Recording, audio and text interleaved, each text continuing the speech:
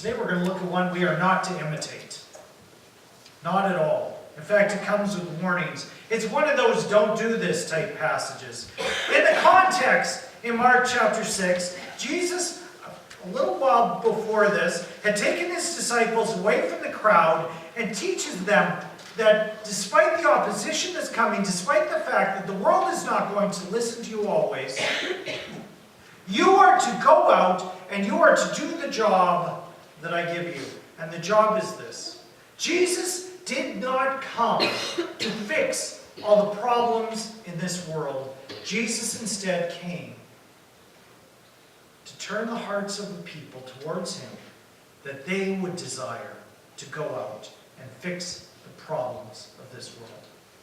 And we are to be those people who go out and fix the problems of the world. He was training them to do it. Then Jesus steps back into a more public ministry. And the battles begin. The battles against the opposition to the things that he would do start up again.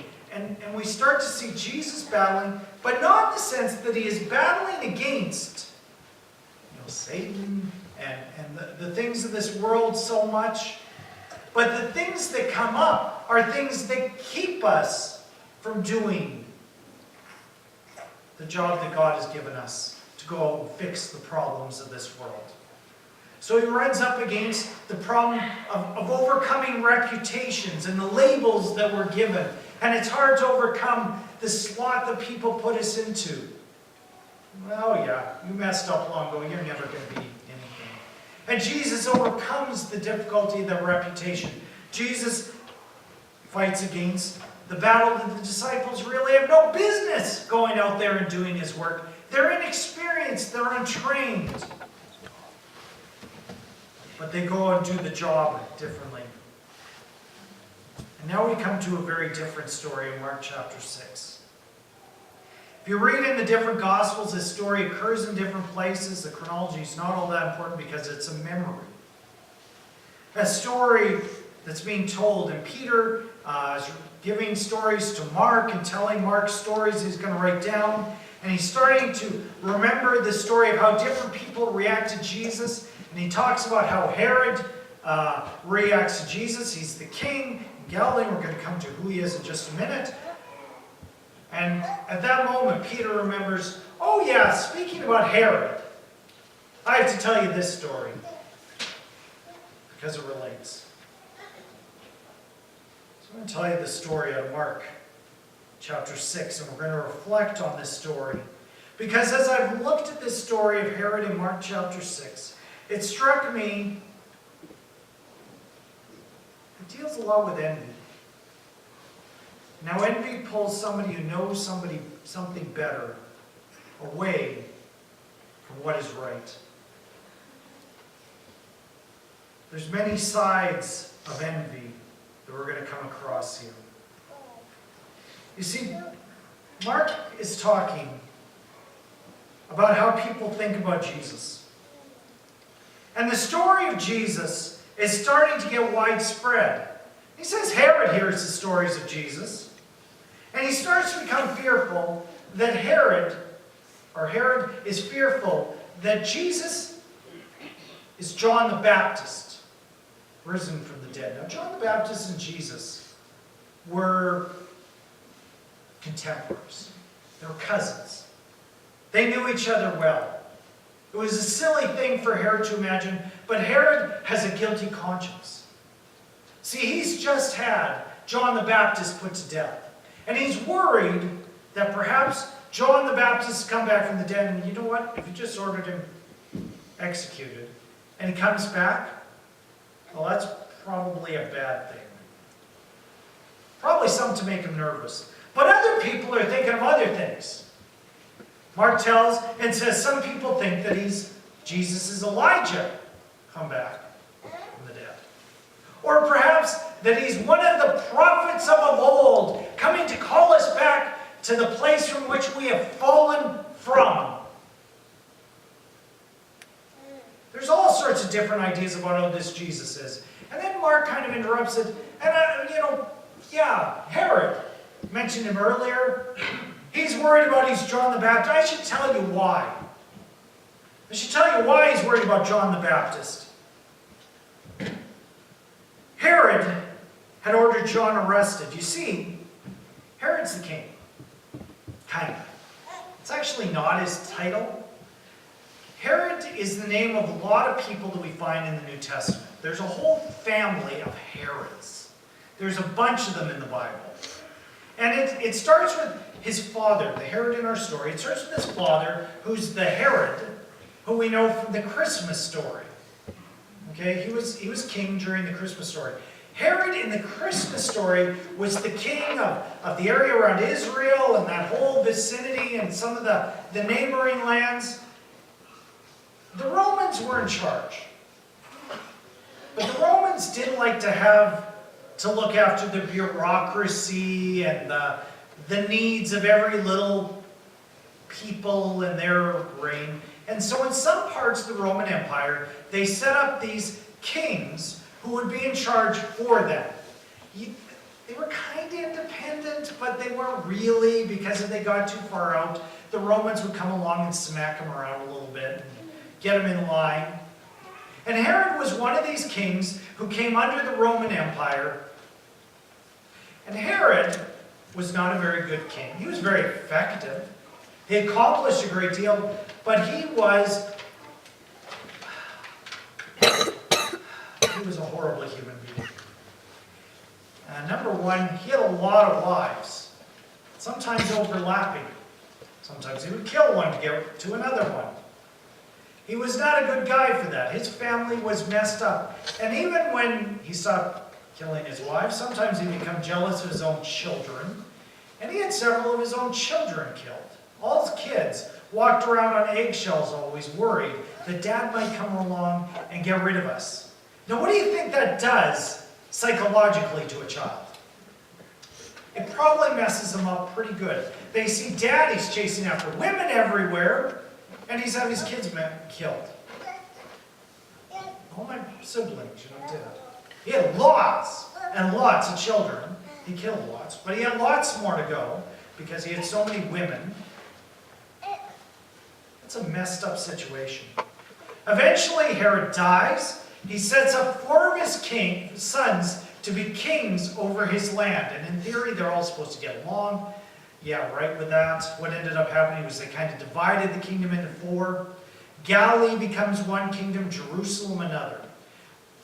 That's why, as we read the New Testament, it seems like there's 2 sets of government. There's a king, and then it talks about a Roman governor. The Roman governor ends up in charge of Jerusalem. And the reason for that is one of Herod's brothers, one of the Herod, this story, too many Herods. He's also named Herod. Everybody's named Herod. He gets the Romans really mad at him. They sweep into Jerusalem, chase that Herod out of power. The Romans take over Jerusalem. But there's another Herod in charge of Galilee. Have I totally confused everybody? Don't worry, it's going to get worse. Okay? There's a Herod left in charge of the Galilee area. Okay? He's messed up. The one up in charge of Galilee, he starts chasing after women. In fact, he goes to visit his brother by name Philip. And he sees Philip's wife, and he is immediately overcome with lust and desire. He's got to have this woman. And you know what? He's the most powerful of all the brothers. So this wife, for whatever reason, decides to leave her husband and go chase off with her brother-in-law. Sound bad? Oh, it gets worse. Much worse. See, her name is Herodias. Now, we aren't bad enough that we have all these Herods. We have a Herodias. Do you know what that is? That's the female name for Herod. Why does she have the female name for Herod? See, these 2 husbands she has, both of them, those are her uncles. Ooh, yeah. This is a really messed up family. Herod in Galilee starts chasing after his sister-in-law / niece. Oh my goodness, yeah. bad situation. And he brings his sister-in-law / niece home, and people are horrified. What are you doing, Herod? And John the Baptist is one of those who comes out and he speaks against this unnatural union and says that this is wrong. Well, I got bad news. You say something's wrong to a king, sometimes you get in trouble. Herod has him arrested and taken to jail.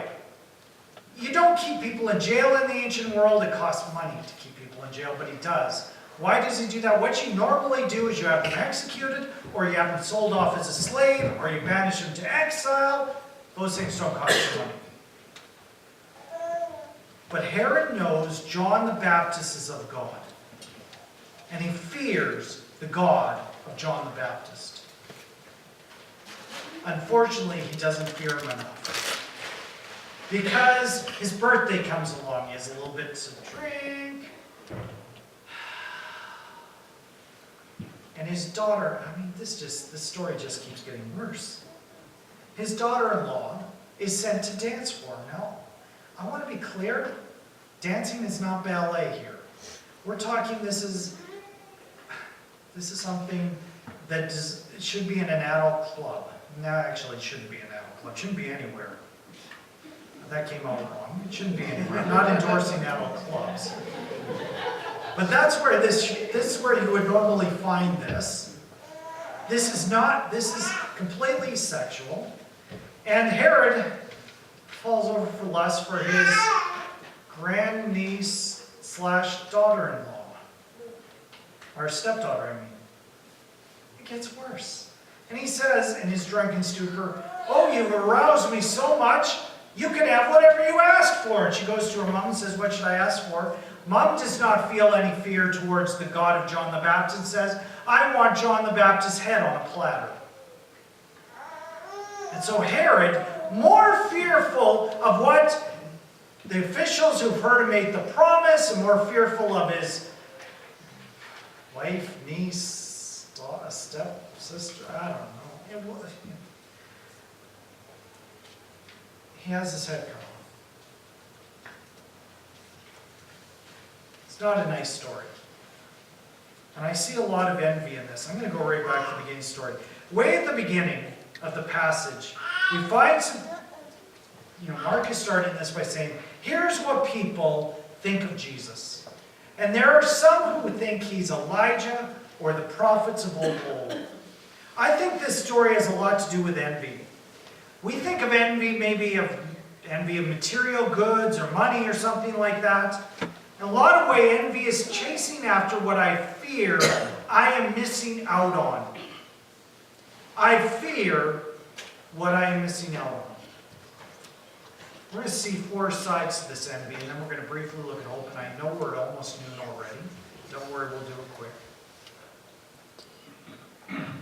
Those who wanted Jesus to be Elijah or a prophet of old, what did they think they were missing out on? These people hear of Jesus, and they think here's going to come one who's going to restore how things used to be. Maybe somebody's going to call, just like Elijah, fire down on their enemies. And yet he calls them to repent. He doesn't bring them back to the way that things used to be. C.S. Lewis in his Narnia series has God saying, you know what? Things never happen the same way twice. And we can sometimes want to go back to the times of old. But we find out that we're often frozen then from accomplishing things now. A desire to get back to things that are familiar and comfortable. And yet I'm going to tell you right now that it is very hard to step out into the will of God when we are comfortable. We have these Bibles out front that we're down there. They should still be there. I've said we can give them out. Gideons are no longer allowed into our schools.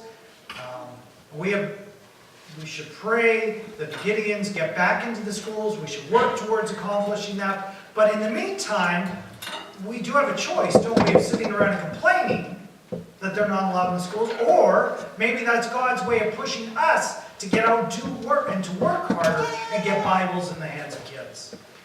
Now I pray that the Gideons are allowed back in. That's a more effective manner. But we can either sit around and wish for what used to happen, or maybe see that God is pushing us towards something new. We watched a video back in September of the president of the Christian Missionary Alliance who said the church is not a museum of what has been accomplished, but rather our heritage is a step towards the new things that God will accomplish. Wishing for what is comfortable or familiar is a type of envy. I am missing out on what makes me comfortable. I am missing out on that rather than finding my contentment in where Jesus is leading me towards. Secondly, here's a type of envy. This is an obvious one. Herod lived in this one very strongly, and that's lust. There are lots of different types of lust. We obviously think of sexual lust first. And that is certainly a type of envy because it is worried about that I am missing out on something that I fantasize about or something that I think I should have, and I don't. For men, we tend to see someone we are attracted to and wonder what it would be like. Women, it tends to go a little bit different, that you hear or read some grand romantic story and left feeling that my relationship is not like that. And in both cases, we're left wanting something that we think that we are missing. And we end up living in an unhealthy place. I read an article this week entitled "Why I Hate Porn." And it goes into a lot of different reasons that we know that are obvious about how it treats women. And what really struck me, though, was it also got into what it does to the church in creating an unhealthy place with our minds. That it pulls us away from the realities of the spiritual battle that is in front of us. It causes me to live in a place that is not real. Regretting that certain desires are not fulfilled. It keeps our eyes from being on Jesus. Herod knew what was right. We see that by his guilt. But lust was his downfall. Herodias, she was beautiful. Her daughter, we know her name's Salome. She was beautiful. And this leads him to want to sacrifice what is right to get what it feels good. This lust turns the way men and women think of each other and the relationships that we have with each other from being an example of Christ's sacrificial love and bringing together that which is different and uniting them together to find ways to serve one another, and instead turns the relationship into what can I get out of it. There's other lusts here. Herodias, Herod's wife, she wants power and prestige. That's a lust as well. All these types of selfishness. What do I fear I'm missing out on?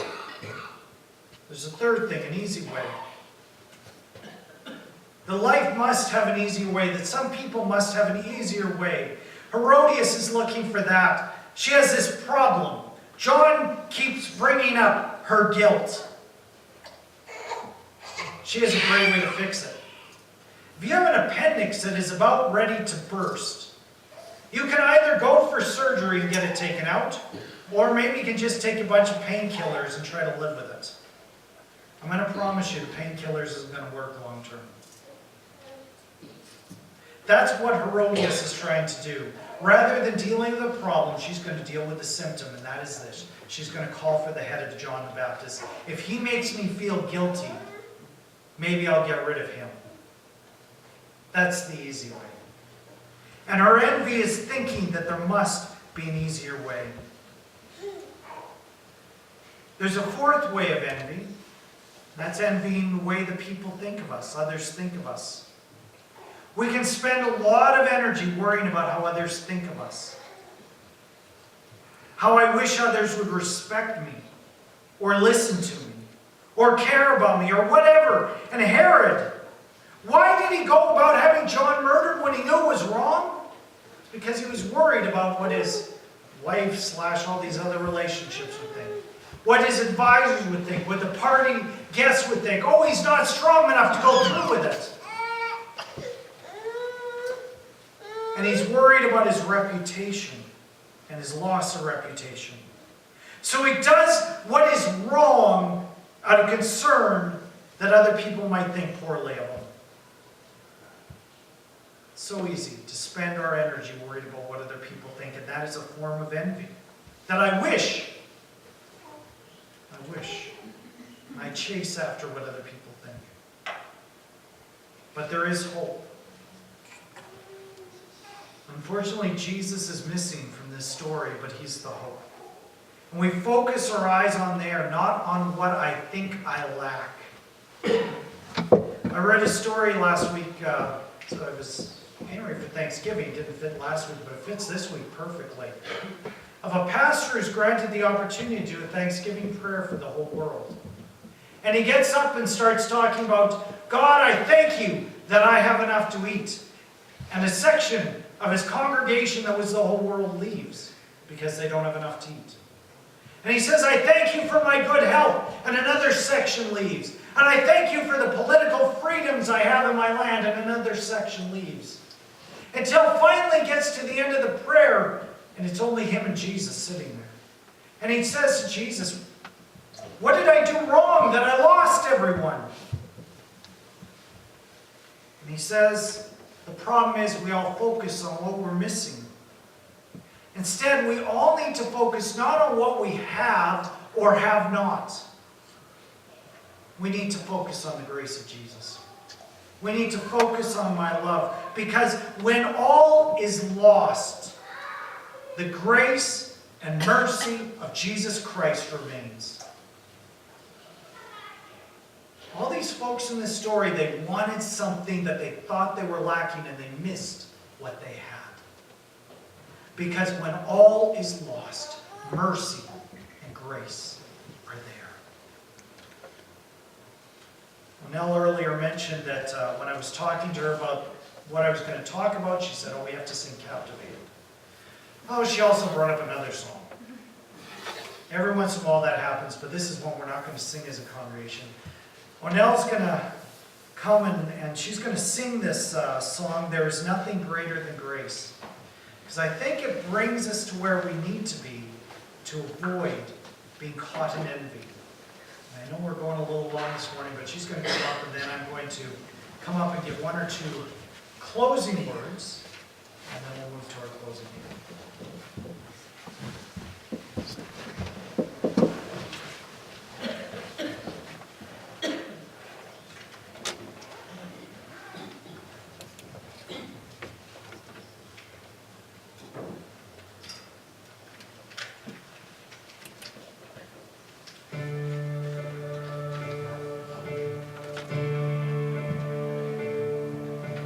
What do you say to someone who feels like they've lost it all? Over the edge with no one there to break their fall. And what do you say to someone who feels so unloved, giving themselves away a little bit every day just to be good enough? And what do you say to a hopeless soul who can't remember their way home, and everything is out of their control? There is no valley, there is no darkness, there is no sorrow greater than the grace of Jesus. There is no moment, there is no distance, there is no heartbreak that He can take you through.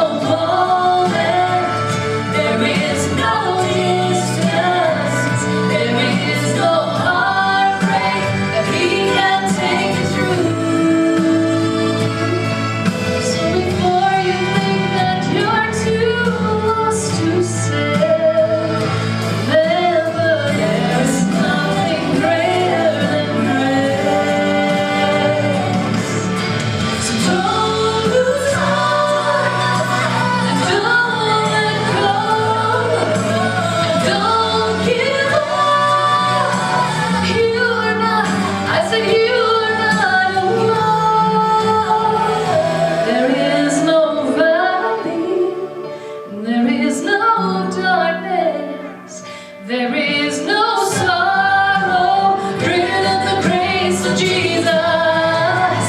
There is no moment, and there is no distance. There is no heartbreak that He can't take me through. So before you think that you're too lost to say, so before you think that you're too lost to say, remember there is nothing greater than grace.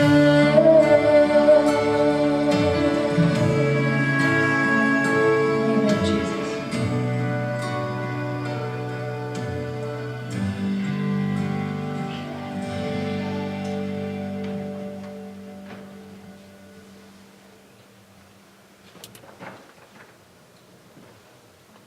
Think of this idea that we desperately just need grace and nothing else.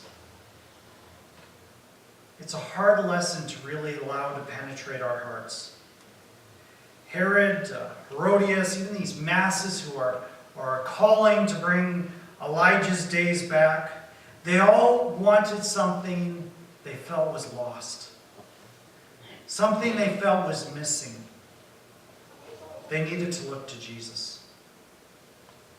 We don't have to be good enough for Jesus. We don't have to do enough good stuff for Jesus. We do not have to have the right reputation to have Jesus. All we need is the need to need Jesus. And if we need Jesus, we have His grace. So we're going to join together and we're going to sing.